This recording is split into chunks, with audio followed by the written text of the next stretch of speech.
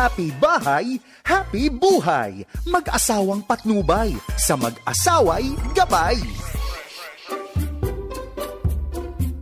Claire, I'd like to lead you to a story in the book of Genesis, the creation, where God gave Eve to Adam. Biruin mo, Claire, come to think of it, si Adam, sanay siya mapaligiran ng iba't ibang klase ng animals. But all of a sudden, lo and behold, there came Eve, his mate.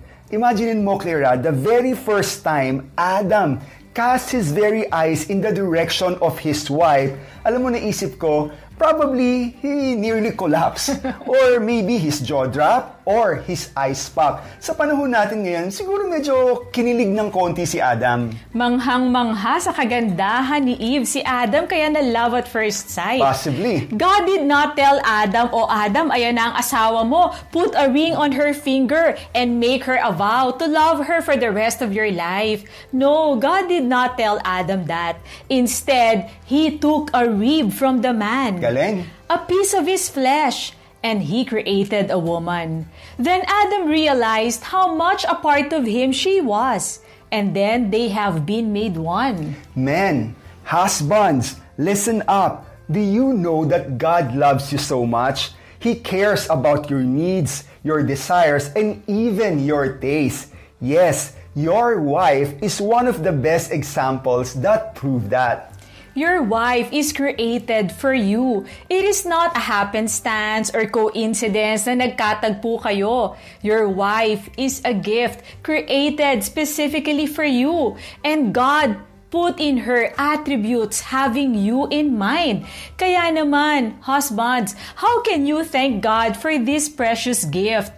May kasagutan po ang Bible. Sabi, husbands, love your wives, and that is the best way you can thank God for the gift of wife. So today, we celebrate our wives, the mother of our children. Alam mo, Claire, why do we need to thank God for them? Unang-una, Claire, number one, your wife is your helpmeet. Tama, di ba? She has different characteristics and different gifts that will help you be the man you are called to be.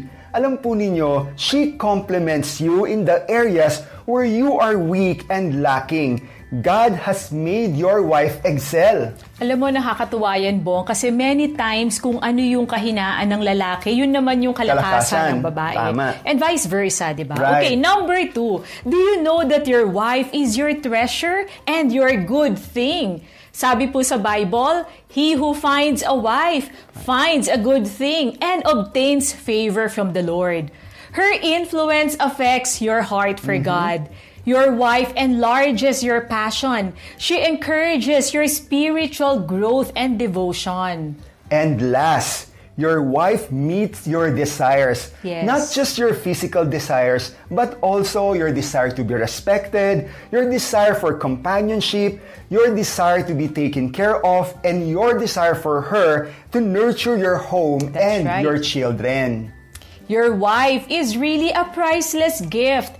And once you recognize that she is God's gift for you, then you can treasure her and love her even better.